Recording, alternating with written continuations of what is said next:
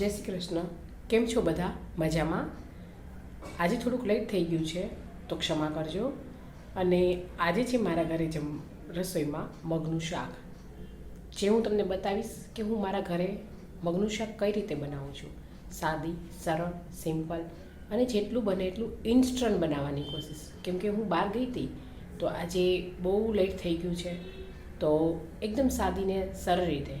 તો ચાલો દોસ્તો, આપણે મગનું શાક બનાવવાનું શરૂ કરીએ.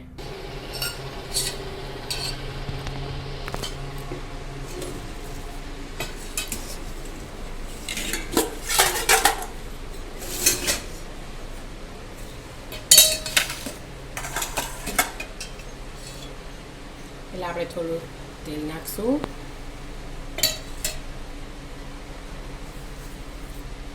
પછી તેલ આવી જાય અને થોડુંક રાઈ નાખશું.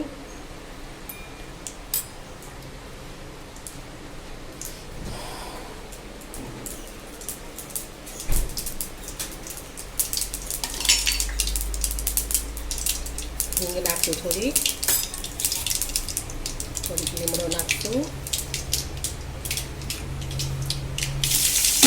મરચાંના કટકા અને ટમેટાની પ્યુરી નાખશું.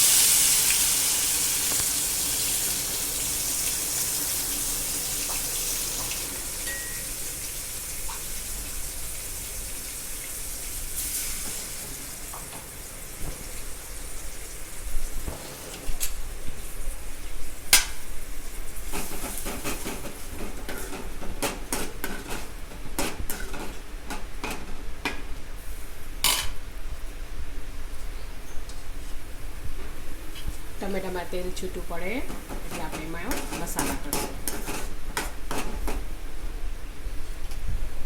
એમાં નાખશું સ્વાદ અનુસાર મીઠું,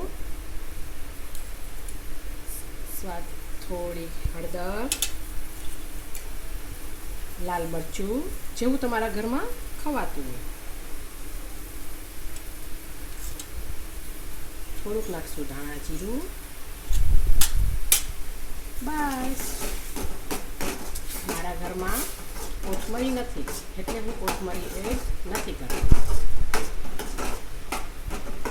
હું કોથમરી લાવતા ભૂલી ગઈ છું. જુઓ, હવે ને આમાં તેલ છે ને છૂટું પડી ગયું છે. અને હવે આમાં આપણે નાખશું મગ.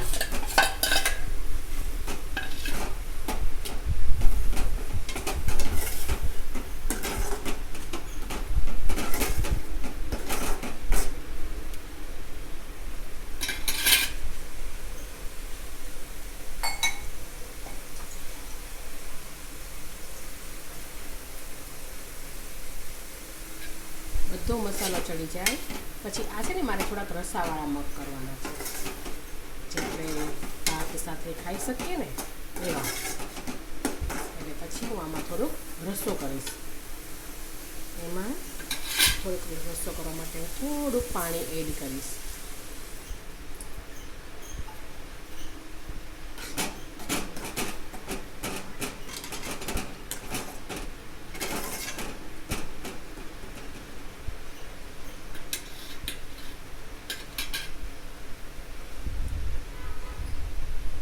બસ, પછી શાક ઉકળી જાય ને એટલે આ છે મારા હાથનું મગનું શાક.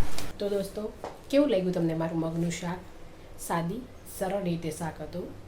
મગના શાક તો બહુ સરસ રીતે બધી રીતે થાય છે. આદુ મરચાંની પેસ્ટ, લસણ ડુંગળી બધું જ નાખી શકાય છે. કોથમરી નાખી શકાય છે. જો કે કોથમરી મારી પાસે હતી નહીં, આજે હું એડ કરું છું પણ મારી પાસે હતી નહીં. અને હા, લસણ ડુંગળી અમે લોકો ખાતા નથી એટલે અમારા ઘરે સાદું અને સિમ્પલ શાક બને છે. તો દોસ્તો, જો તમને ગમે તો લાઈક કરજો, શેર કરજો, સબસ્ક્રાઈબ કરજો. આવજો. જય શ્રી કૃષ્ણ.